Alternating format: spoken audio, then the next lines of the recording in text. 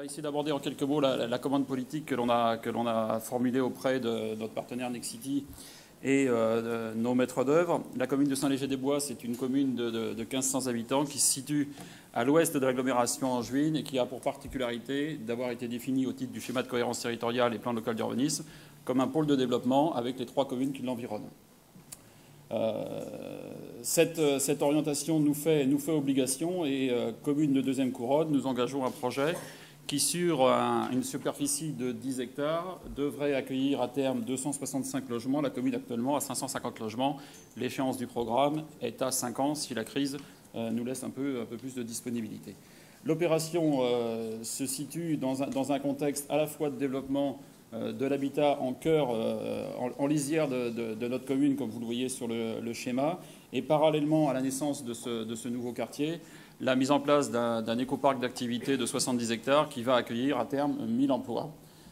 Donc on joue sur les 2 cordes, l'accueil de nouveaux habitants et l'accueil de nouvelles entreprises.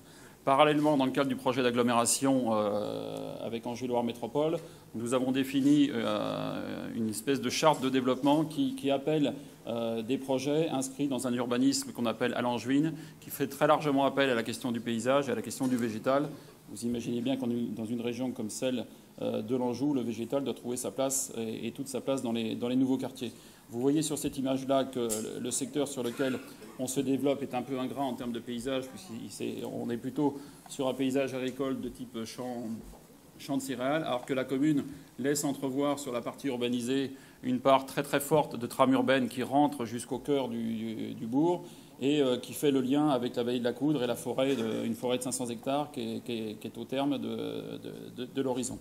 Donc la commande pour nous a été très claire, c'est de commander à Nexity et à notre maître d'œuvre un projet dans lequel la question du végétal et du paysage est fondamentale, un projet en capacité d'accueillir des populations qui sont des populations à revenus modérés. Notre agglomération, 80% des habitants de notre agglomération sont éligibles au logement social, donc il n'est pas question en deuxième couronne de ne pas les accueillir et de les voir fuir vers la 3e ou la 4e couronne avec toutes les conséquences que sera sur ce qu'on peut appeler le développement durable et la précarité énergétique. Donc un travail très très fin sur cette question-là, un travail très fin sur la question des proximités, la question de la convivialité, et puis tous les autres termes qui ont été évoqués, donc ce n'est pas la peine que je les répète, ils font partie du cahier des charges global et c'est pour ça que l'opération retenue, c'est qu'elle répond au moins à ce point-là. Un point particulier pour nous aussi, qui nous a amené à conduire ce projet, et à l'origine de ce projet, l'émergence de ce projet, c'est la maîtrise du foncier.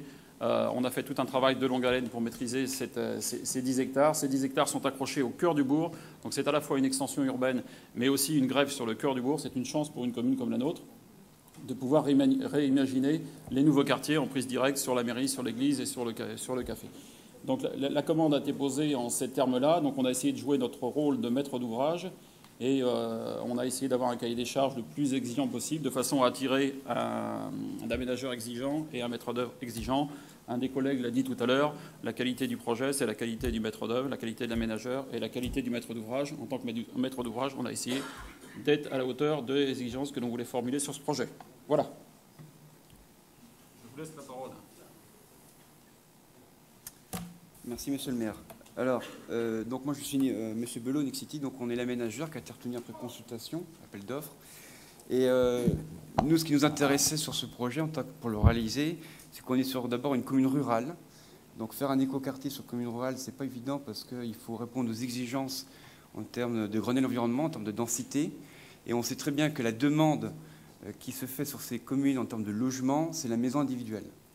Donc il a fallu, dans le cadre de la programmation, augmenter la densité. Donc c'est une rupture culturelle qui s'est faite sur cette commune-là. Et favoriser des terres à bâtir en diminuant la taille des lots. Travailler avec des constructeurs de maisons individuelles, parce que la moitié de la programmation, on est en termes de lots libres de constructeurs. Donc c'était un sacré pari, nous, en tant qu'aménageurs. Et on a aussi permis de mettre en place des îlots pour de la maison groupée, du logement intermédiaire et du petit collectif, avec une exigence dès 2010 d'être en BBC. Donc c'est concilier le développement durable pour faire du logement pour tous. Et tout ceci sans aide financière de la part de la commune. C'était dans le cadre de la programmation. Et on s'y tient par rapport à ça.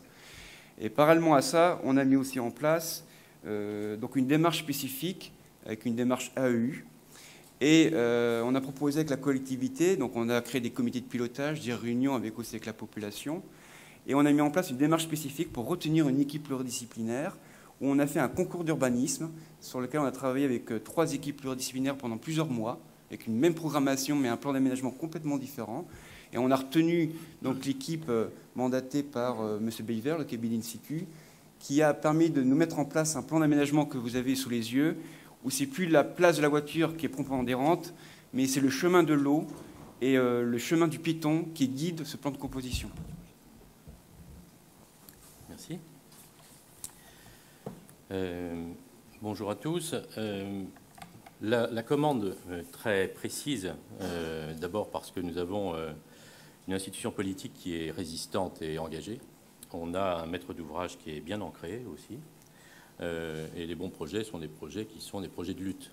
Et pour fabriquer ce projet, donc dans un concours, ce qui est un élément important, il nous a fallu mettre en œuvre ce que nous avons engagé depuis plusieurs années à l'agence, avec des partenaires paysagistes aussi, qui est le Oikos grec. C'est simplement vivre ensemble intelligemment et de manière pérenne.